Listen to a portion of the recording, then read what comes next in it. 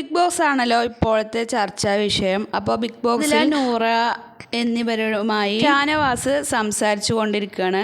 അപ്പോൾ അദ്ദേഹം വർത്തമാനം പറയുന്നതിനിടയിൽ അദ്ദേഹത്തിൻ്റെ കുടുംബകാര്യങ്ങളും ആദിലിനോടും നൂറിനോടും പറയുന്നുണ്ട്.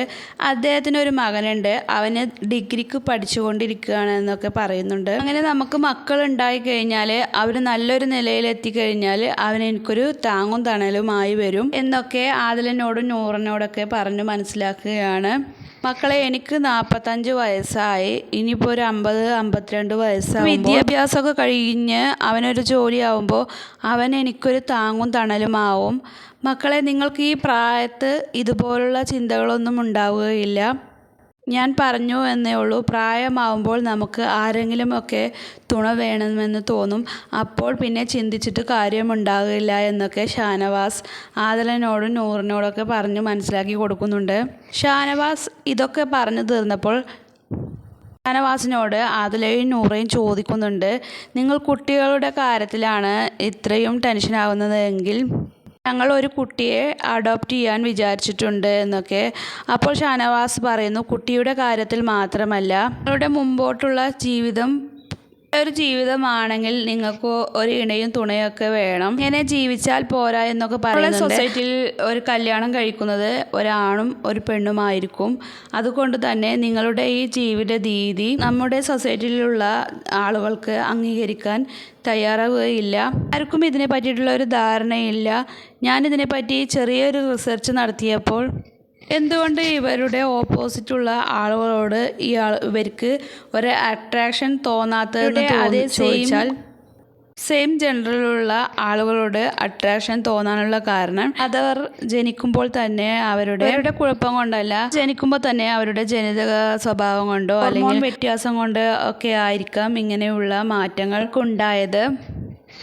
അയാൾ പറഞ്ഞു കൊടുത്തിട്ട് മാത്രം ആവുകയില്ല ഇതുപോലുള്ള മാറ്റങ്ങളിൽ ഇവർക്കുണ്ടാകാൻ. കണക്കിന് വർഷങ്ങൾക്ക് മുമ്പ് തന്നെ ഇതുപോലെ തന്നെ ജെൻസിലുള്ള ആളുകൾ തമ്മിൽ അട്രാക്ഷൻ തോന്നി പോലെ ജീവിക്കുന്നുണ്ട്.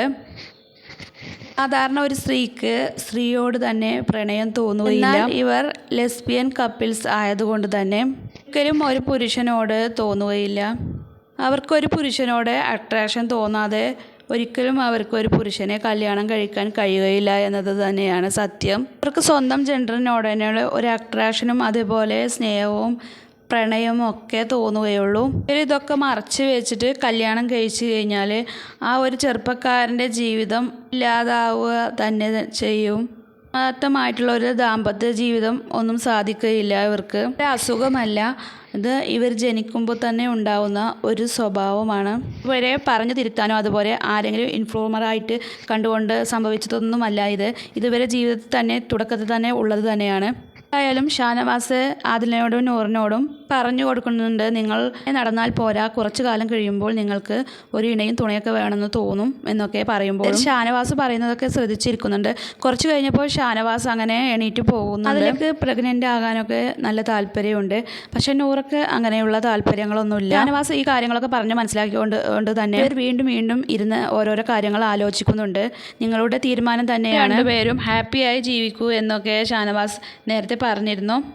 ഇപ്പോൾ നിങ്ങൾ ചെറുപ്പമാണ്, കുറച്ച് നാൾ കഴിഞ്ഞ് പ്രായമാകുമ്പോഴാണ് നിങ്ങൾ ഇതിനെക്കുറിച്ചൊക്കെ പിന്നീട് ചിന്തിക്കുക എന്നൊക്കെ ഷാനവാസ് പറഞ്ഞ കാര്യങ്ങളൊക്കെ ഇവർ ഓർക്കുന്നുണ്ട്. പറഞ്ഞുകൊണ്ട് ഷാനവാസ് പോയി കഴിഞ്ഞ് കുറച്ച് കഴിഞ്ഞുകൊണ്ടാണ് നൂറ ഇങ്ങനെ മൂഡൗട്ടായി ഇരിക്കുന്നുണ്ട്. അപ്പോൾ ആദില ചോദിക്കുന്നുണ്ട്, ഒക്കെ പറഞ്ഞതുകൊണ്ടാണോ നീ ഇങ്ങനെ ആലോചിച്ചിരിക്കുന്നത് എന്നൊക്കെ നൂറയോട് ആദില ചോദിക്കുന്നുണ്ട്. നമ്മൾ ഇതിലും വലിയ എത്ര പ്രശ്നങ്ങൾ കണ്ടിട്ടുണ്ട്, അതിൽ നിന്നൊക്കെ നമ്മൾ തരണം ചെയ്തു വന്നില്ലേ, പിന്നെ എന്താണ് ഇത് ആലോചിച്ച് നീ ടെൻഷനാകുന്നത് എന്നൊക്കെ പറഞ്ഞ് നൂറയെ സമാധാനിപ്പിക്കുന്നുണ്ട് ആദില. ഒക്കെ പറഞ്ഞതൊക്കെ പോസിറ്റീവായി എടുത്താൽ മതി, ഇതിലും വലിയ എത്ര പ്രശ്നങ്ങൾ നമ്മൾ തരണം ചെയ്തിട്ടുണ്ട് എന്നൊക്കെ നൂറയോട് ആദില പറയുന്നുണ്ട്. എന്തായാലും ഞാൻ ജീവിക്കുന്നിടത്തോളം കാലം നിന്നെ ഞാൻ നോക്കുമെന്നൊക്കെ ആദില നൂറയോട് പറയുന്നുണ്ട്. ദേഷ്യം തോന്നേണ്ട ആവശ്യമൊന്നുമില്ല, ഇക്ക നമ്മുടെ നല്ലതിന് വേണ്ടിയാണ് ഇങ്ങനെയൊക്കെ പറഞ്ഞു തരുന്നത് എന്നൊക്കെ പറയുന്നുണ്ട്. നമുക്കും പല ജീവിത രീതി ആയിരിക്കും, അതൊക്കെ നമുക്ക് ജീവിച്ച് കാണിച്ചു കൊടുക്കണം ആളുകളുടെ മുമ്പേ ആദില പറയുന്നുണ്ട്. ആദില ഇങ്ങനെയൊക്കെ പറയുന്നുണ്ടെങ്കിലും ആദില വീട്ടുകാരെയൊക്കെ കുറിച്ച് ചോദിക്കുമ്പോൾ ആദിലക്ക് ഉമ്മാനോട് കുഴപ്പമില്ല, പക്ഷേ ഉപ്പാനോട് ഭയങ്കര ദേഷ്യമാണ്. നൂറയോട് പറയുന്നുണ്ട്. അപ്പം നൂറ പറയുന്നുണ്ട്, നീ പറയണോ, നൂറയുടെ ജീവിതത്തിൽ എന്തോ ഒരു കാര്യം സംഭവിച്ചിട്ടുണ്ട്. അപ്പോൾ അത് പ്രേക്ഷകരോട് പറയണമെന്നുണ്ട്. എന്തായാലും വരുന്ന എപ്പിസോഡുകളിൽ നമുക്ക് അതൊക്കെ കാണാം.